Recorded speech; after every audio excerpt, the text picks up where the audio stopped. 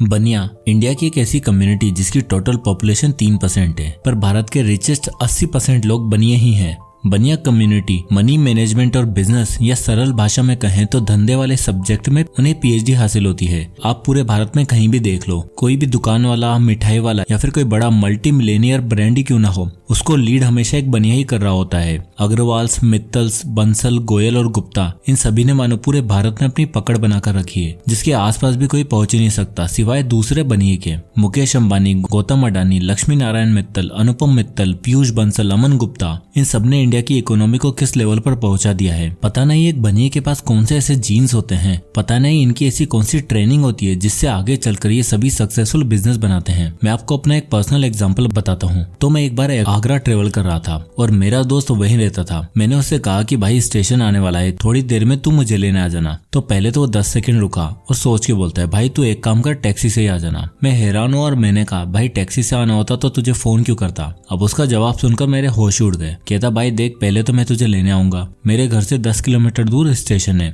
आने जाने में 20 किलोमीटर मान ले, उससे मेरा 200 रुपए का पेट्रोल लग जाएगा। फिर अगर तू लेट हो गया तो पार्किंग के 100 रुपए अलग देने पड़ेंगे, तो टोटल 300 रुपए, और स्टेशन से कैब करेगा तो 220 रुपए में काम हो जाएगा। देख 70-80 रुपए बची जाएंगे, तो आ जाना भाई। मैं हैरान, मैंने कहा, भाई पक्का बनिया ही है, जो बोल रहा है मान लो, घाटे का सौदा तो कभी नहीं करवाएगा। मतलब आप इनकी कैलकुलेशन देखो, फटाफट हिसाब, और वो भी ऑन पॉइंट। दरअसल बनिया कम्युनिटी को कह लो भगवान का वरदान है कि इनके घर में पैदा हुआ हर छोटे से छोटा बच्चा पैसा बचाना और पैसा कमाना जानता है। एंड मोस्ट इम्पोर्टेंट, ये लोग अपनी कमाई का कुछ हिस्सा बांटते भी हैं। मजाक मजाक में हम सब कहते हैं कि बनिए कितने कंजूस होते हैं, पर जितना डोनेशन चैरिटी ये लोग करते हैं, इंडिया में शायद ही कोई और कम्युनिटी करती हो। पर क्या बनिया कम्युनिटी का इतने सक्सेसफुल होने के पीछे सच में वरदान है या इसके पीछे छुपी हुई कुछ मास्टर स्ट्रेटेजीज हैं? तो आज के इस वीडियो में मैं आपको 11 ऐसी स्ट्रेटेजीज बताने वाला हूँ जिसकी वजह से ये बनिया कम्युनिटी इतनी अमीर है। Strategy number 1, legacy of family business. एक बनिए के लिए उसका बिजनेस और उसकी फैमिली लेगेसी सब कुछ होती है। बनिया कम्युनिटी में फैमिली बिजनेस को कंटिन्यू करना और उसे एक्सपेंड करना बहुत अहम माना जाता है, क्योंकि बनिए लोग अपनी जनरेशन को सिर्फ बिजनेस ही नहीं सौंपते, बल्कि उस बिजनेस के साथ साथ true financial knowledge, basic budgeting और सारी जर्नी सौंपते हैं। बनिया फैमिली में पैदा हुआ हर बच्चा जानता है कि उसकी पिछली जनरेशन ने कितनी मेहनत करी है और कितने सेक्रीफाइस किए हैं, इसलिए वो अपनी फैमिली के बिजनेस को अपनी विरासत मानते हैं और धर्म की तरह उसे निभाते हैं। मुकेश अंबानी जी, गगन बिशन अग्रवाल जी इसके सबसे बड़े और बेहतरीन एग्जाम्पल है। धीरूभाई अंबानी जी के सेक्रीफाइस को और मेहनत को मुकेश अंबानी ने देखा और उन्होंने रिलायंस के टेक्सटाइल बिजनेस को एक मल्टी प्रोडक्ट और मल्टी बिलियनियर ब्रांड बनाया। ठीक उसी तरह गंगा बिशन जी, जिनके पापा एक छोटे से ठेले पर भुजिया नमकीन बेचा करते थे, उन्होंने घर चलाने के लिए अपने पिताजी के साथ 11 साल की उम्र से ही भुजिया बेचना शुरू किया और देखते ही देखते हल्दीराम को एक ऐसा ब्रांड बनाया जिसके टेस्ट का आज तक कोई जवाब नहीं है। और इनके बाद इनकी नेक्स्ट जनरेशन ने इस बिजनेस को एक स्वीट शॉप से एक multinational sweet and snack company बनाया है। अब आती है स्ट्रेटेजी नंबर 2, एक्सीलेंट अकाउंटिंग। दोस्तों, जिस तरह शिप में एक छोटा सा होल आपकी पूरी शिप तबाह कर सकता है, ठीक उसी तरह फाइनेंस को मैनेज करने में एक छोटी सी गलती भी बहुत महंगी पड़ सकती है। पैसा कमाना और पैसा मैनेज करना दोनों अलग अलग चीजें हैं, जिससे बहुत से लोग ठीक से समझ नहीं पाते। लोगों को लगता है 1,00,000-1.5 लाख महीना कमा लिया बस बन गए अमीर, पर उसका हिसाब कैसे रखना है, उसे मैनेज करना, ये पता नहीं होता। और इसलिए बनियों में अकाउंट्स मेंटेन करने को बहुत ही ज्यादा इंपॉर्टेंस दी जाती है। हर एक छोटी से छोटी चीज का हिसाब कहाँ कब कैसे लिखना है हर बनियों को शुरू से सिखाया जाता है। आपने मूवीज वगैरह में वो सेठ जी के पास रखी लाल कलर की बुक तो देखी होगी, जिसे बनियों की भाषा में चौपड़ी कहते हैं, जिसमें वो अपना डेली का हिसाब लिखते हैं और इसकी बहुत इज्जत करते हैं। पर हमारे आसपास अगर आप देखो, ऐसा बिल्कुल भी नहीं है। लोग पैसा कमाने से ज्यादा उड़ाने की बातें करते हैं, कुछ सेव नहीं करते और इसलिए जिंदगी भर रोते रहते हैं। सो ध्यान रहे, अगर आप पैसों को मेजर नहीं कर सकते तो आप भी कभी उसे मैनेज नहीं कर पाओगे, और कभी मैनेज नहीं कर पाए तो कभी एक्सपेंड नहीं कर पाओगे। Strategy number 3, sharp bargaining skills. Bargaining और बनिया ये दोनों एक ही सिक्के के दो पहलू हैं। इंडिया में रहने वाले एक आम इंसान को और एक बनिए की बार्गेनिंग स्किल में जमीन आसमान का फर्क होता है। आप कहीं भी सामान खरीदने जाओ, भाई साहब मजा ले, वो दुकानदार आपको अपने बताए हुए प्राइस से डिस्काउंट दे दे। और सही बार्गेनिंग स्किल्स तो वहाँ देखने को मिलती है जहाँ बेचने वाला और खरीदने वाला दोनों ही बनिया निकल जाए। देखो यार, यहाँ मैं किसी को डिफेम नहीं कर रहा, ना ही इन्हें कंजूस कह रहा हूँ, बस इतना बता रहा हूँ कि बनिए लोग दरअसल अपनी ट्रू बार्गेनिंग स्किल की वजह से ही आज इतने सक्सेसफुल है। अब हम लोगों का क्या है कि कहीं भी शॉपिंग करने जाएंगे, सामान खरीदने जाएंगे तो जो मिल रहा है जिस प्राइस पे मिल रहा है उसी प्राइस पे उठा के ले आएंगे। पर एक बनिया वो कभी ऐसा नहीं करेगा। अगर एक बनिया गाड़ी या कोई टू व्हीलर खरीदने जाएगा तो सबसे पहले सवाल ये पूछेगा, डिस्काउंट कितना है, पेमेंट फुल कैश में करूंगा, एक्स्ट्रा डिस्काउंट के साथ बेस्ट इंश्योरेंस डील मिलनी चाहिए। एंड लिटरली ऐसा होता ही है। बड़े बड़े बिजनेसमैन भी आज की डेट में हर एक पैसे का ठीक से हिसाब रखते हैं। हर खर्चे से पहले उसका बेस्ट प्राइस कैलकुलेट करते हैं और फिर उस डील को लॉक करते हैं। फिर चाहे वो टू व्हीलर खरीदना हो या फिर बड़े बड़े मर्जर्स करने हो, बेस्ट डील एक बनिया ही दिलाएगा। Strategy number 4, risk management. Risk है तो इश्क है। अब हमने ये लाइन तो हाल ही में कई बार सुनी है, पर हमें अच्छा भी लगा, समझ भी आया। पर एक बनिया फैमिली के अंदर रिस्क उनके लिए सबसे इम्पोर्टेंट शब्द है। एक बनिया जानता है कि बिना एक्सपेंशन के बिजनेस कभी ग्रो नहीं कर सकता और एक्सपेंशन में रिस्क होता ही है। पर उस रिस्क को सही ढंग से एग्जीक्यूट करना और उसे प्रॉफिटेबल बनाना ही बनियों की खासियत होती है। फ्लिपकार्ट जब एक छोटी सी वेबसाइट थी तब सचिन और बिनी बंसल ने सोचा कि अगर उन्हें इस बिजनेस को अमेजोन और अलीबाबा जितना सक्सेसफुल बनाना है तो थोड़ा रिस्क तो लेना पड़ेगा। तो सिर्फ बुक स्टोर से उन्होंने इसे पूरा ई कॉमर्स स्टोर बना दिया। डिलीवरी पार्टनर हायर किया, कैश ऑन डिलीवरी पेमेंट का ऑप्शन दिया, जिससे कस्टमर का ट्रस्ट बिल्ड हुआ। पर आप सोचो, एक दुकान जहाँ सिर्फ किताबें मिलती हैं वो अगर सारा सामान रखने लग जाए तो कस्टमर और कॉस्ट थोड़ी तो इफेक्ट होगी सही। फ्लिपकार्ट के फाउंडर के साथ भी यही हुआ। ऑर्डर्स नहीं आए, वेबसाइट और ऐप का यूजर लिमिटेड हो गए, पर उन्हें अपने इस रिस्क पर पूरा भरोसा था क्योंकि उन्हें काफी कैलकुलेट करके ये ऑप्शन सिलेक्ट किया था और इवेंचुअली हुआ भी ऐसा। फ्लिपकार्ट ने मानो ओल्ड ट्रेडिशनल कंपनीज की नींव ही हिलाकर रख दी। सच में लास्ट डिकेड में जिस रेट से फ्लिपकार्ट बढ़ा है शायद ही कोई और इंडियन ई कॉमर्स बिजनेस टिक पाया होगा। तो बेसिकली धंधा करने के लिए जो जिगरा चाहिए होता है ना, वो हमारे बनिया भाइयों में बचपन से ही इनबिल्ट होता है।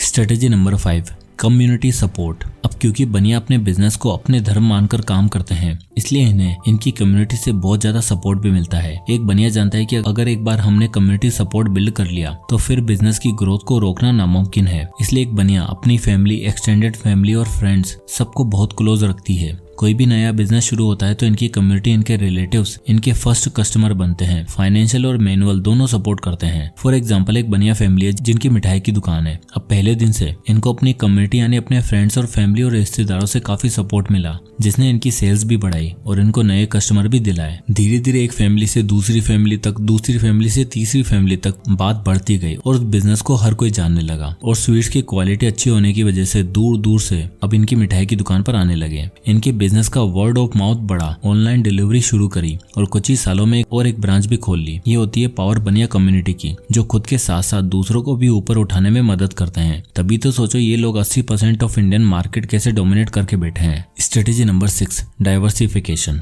फाइनेंस और बिजनेस के फील्ड का मोस्ट इंपोर्टेंट रूल डाइवर्सिफिकेशन, जिसे एक बनिया अपने बिजनेस और अपनी इन्वेस्टमेंट में भली बाती को यूज करता है। वो ये जानते हैं कि पैसा रखे रहने से कुछ नहीं होता, मुश्किल से 2-3% का इंक्रीज मिलेगा, इसमें कुछ भी नहीं होगा। इसलिए पैसों को इन्वेस्ट करके अलग अलग सोर्सेज ढूंढो। इसलिए या तो ये लोग मोस्टली पैसों से गोल्ड खरीदते हैं या फिर उसे स्टॉक्स में इन्वेस्ट करना पसंद करते हैं। मैं आपको लिटरली अपना एग्जांपल बताता हूँ। मेरा एक दोस्त है बनिया, उसे कभी भी कोई भी पैसा मांगते हैं तो उसके बैंक में मुश्किल से ही कुछ ही रुपए पड़े होते हैं और इसकी जयपुर में प्राइम लोकेशन पर गारमेंट्स की शॉप है। इससे जब भी कुछ पूछो, भाई इतना पैसा कमा के करता क्या है, तो कहता है भाई वाइफ और मम्मी को तो गोल्ड दिला देता हूँ या फिर स्टॉक्स में इन्वेस्ट कर देता हूँ। कभी एक जगह सारा पैसा नहीं रखता। और तो और सिर्फ मनी ही नहीं, बिजनेस में भी ये डाइवर्सिफिकेशन के मामले में इनका कोई जवाब नहीं है। हाँ चलो माना कि थोड़े पुराने लोग हैं जिनको नए तौर तरीके नहीं आते, वो आज भी चेंज से या नई चीजों को करने से डरते हैं। पर एक न्यू एज्ड बनिया ये बात अच्छे से जानता है कि अगर बड़ा बनना है तो बढ़ना पड़ेगा, यानी डाइवर्सिफाई करना पड़ेगा। 2010 में जब भावेश अग्रवाल और अंकित भाटी ने ओला की शुरुआत करी तो वो मात्र एक प्लेटफॉर्म था जो कस्टमर को कैब ड्राइवर से कनेक्ट करता था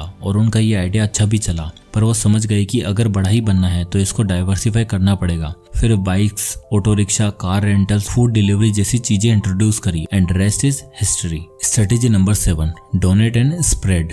एक बनिया के लिए उसका धंधा ही उसका धर्म है और जो आपने कमाया उसमें से कुछ हिस्सा बांटना सबसे बड़ा धर्म का काम है, जो एक बनिया या मैं कहूँ कि हर इंडियन फैमिली में सिखाया जाता है। हम जब भी मौका देखते हैं तो एक गरीब इंसान की मदद जरूर करते हैं और एक बनिया बिजनेसमैन इस पुण्य के काम में कभी नहीं चूकते। राधा किशन दमानी, करसन भाई पटेल, मुकेश अंबानी, रतन टाटा, ये सभी लोग अपने बिजनेस के साथ साथ एक चैरिटेबल ट्रस्ट भी चलाते हैं जो गरीब लोगों की एजुकेशन और हेल्थ सर्विस प्रोवाइड करते हैं। हर दिवाली पे, हर 30 त्योहार पर ये कम्युनिटी जितना हो सके डोनेट करती है। सामान डिस्काउंट पर भी देते हैं ताकि किसी का त्योहार खराब ना हो सके। डोनेशन भी इनकी स्मार्ट बिजनेस स्ट्रेटेजी का ही सबसे बड़ा हिस्सा है, जिससे इन्हें टैक्स इंसेंटिव मिलते हैं, डिडक्शन मिलते हैं, जिससे इनका बिजनेस और भी बढ़ता चला जाता है। और हर एक पैसे का सही हिसाब, वो भी बिना किसी घपले के। Strategy number 8, long term vision. एक बढ़िया बिजनेसमैन की सबसे इंपॉर्टेंट स्ट्रेटेजी होती है उसका लॉन्ग टर्म विजन। कोविड के समय जब इंडिया की एविएशन इंडस्ट्री बुरी हाल में चल रही थी, उस समय राकेश झुनझुनवाला जी ने अक्सर एयरलाइंस की अनाउंसमेंट करी, क्योंकि उस समय एयरलाइंस और एयरक्राफ्ट बहुत ही अच्छे रेट्स पर चल रहे थे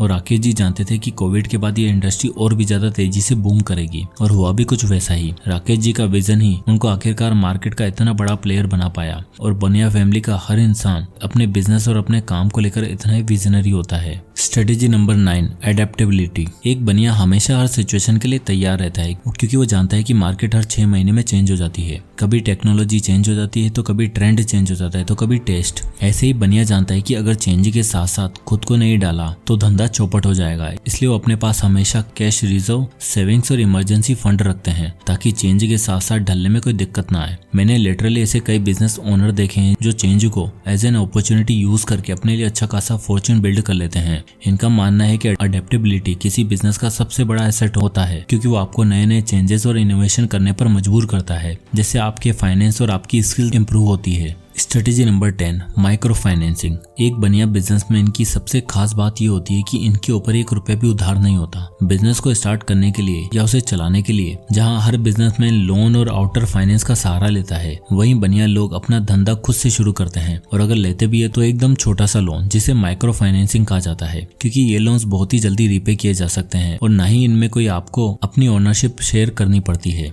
इनका मानना है कि कर्ज में डूबा एक बिजनेसमैन कभी बेटर डिसीजन नहीं ले सकता, और बिजनेसमैन का कंट्रोल जितना हो सके अपने हाथ में रखना चाहिए, तभी जाके सही तरक्की होगी। तभी आपने ये नोटिस किया होगा कि मोस्टली बनिए लोग अपनी शॉप्स खोलते हैं, छोटे बिजनेस शुरू करते हैं जिसमें ज्यादा कैपिटल रिक्वायरमेंट नहीं होती, और धीरे धीरे इसे ग्रो करते हैं और बिजनेस के ही प्रॉफिट को बिजनेस में री इन्वेस्ट कर देते हैं। एक न्यू एज एंटरप्रेन्योर के लिए ये सबसे इंपॉर्टेंट लेसन है जो हमें इन बनिया कम्युनिटी से सीखने को मिलता है। हमें लगता है कि आज बिजनेस करना बहुत आसान हो गया है, खाली आइडिया सोचो और पैसा उधार पे लेकर शुरू कर दो, बट नहीं, ये चीज उतनी भी आसान नहीं है। 90% स्टार्टअप का फेल होने का सबसे बड़ा रीजन यही होता है कि वो अपने फिक्स्ड खर्चे और इन्वेस्टर को रीपे ही नहीं कर पाते, इसलिए बंद हो जाते हैं। इसलिए जितना हो सके बूट स्ट्रैपिंग यूज करना चाहिए, और लेना ही है तो केवल माइक्रो फाइनेंसिंग करो। Strategy number 11, value to customers. एक बनिया का सबसे इंपॉर्टेंट पर्सन उसका कस्टमर होता है। ग्राहक को भगवान का दर्जा दिया जाता है, और इसमें कोई डाउट भी नहीं है कि एक बनिया अपने कस्टमर को वैल्यू प्रोवाइड करता है। और अगर आप अपने आसपास देखो तो मोस्टली बनिए लोग किराना या राशन और डेली नीड्स के प्रोडक्ट की ही शॉप खोलते हैं। एक बनिया जानता है कि कंपटीशन और कॉस्ट मैनेजमेंट की तलवार उसके सर पर हमेशा लटकी रहती है। वो जानता है कि कस्टमर को फिक्स्ड अमाउंट पर सामान देकर उससे प्रॉब्लम होगी, पर फिर भी वो अपने कस्टमर को सही वैल्यू पर सामान देता है, जिससे शॉप ओनर और कस्टमर के बीच ट्रस्ट क्रिएट हो जाता है। और हमेशा एक कस्टमर वहीं जाना पसंद करता है जहां से उसे वैल्यू फॉर मनी मिले और बेस्ट सर्विस मिले। तभी तो हमें एक बार जहां का खाना पसंद आ गया, हम हमेशा वहीं से खाते हैं। 10 शॉप में जो एक पसंद आ जाती है, हर बार हम वहीं जाएंगे। और ये बात एक बढ़िया बिजनेसमैन अच्छे से जानता है। उसे भी पता है कि अगर मैं अपने कस्टमर को अच्छे प्राइस डिस्काउंट पर वैल्यू ऑफ मनी दूंगा तो ये हमेशा मेरे पास ही आएगा, और ऐसा होता भी है। जितना हम प्राइस देते हैं उस हिसाब से हमें वैल्यू मिलती भी है। तभी एक हल्दीराम की नमकीन, उसकी सोन पापड़ी और उसकी काजू कतली का आज तक कोई जवाब नहीं है। तो फाइनली इस वीडियो में हमने जाना कि देश की जो बनिया कम्युनिटी और साथ में मारवाड़ी कम्युनिटी जो है, वो कुछ ऐसे सीक्रेट्स और स्ट्रेटेजी का यूज करते हैं जिससे वो इतने सक्सेसफुल बने हैं। और इन सारी स्ट्रेटेजी से ही आज की डेट में इस कम्युनिटी को इतना सक्सेसफुल और नॉलेजेबल माना जाता है। तो आई होप कि इस वीडियो से आपको कुछ ना कुछ जरूर सीखने को मिला होगा। तो अगर आपको ये वीडियो पसंद आया तो इसे लाइक करो, ज्यादा से लोगों तक शेयर करें। इसी तरह के वीडियोस के लिए चैनल को सब्सक्राइब करना ना भूलें। तो मिलते हैं नेक्स्ट वीडियो में, तब तक के लिए जय हिंद।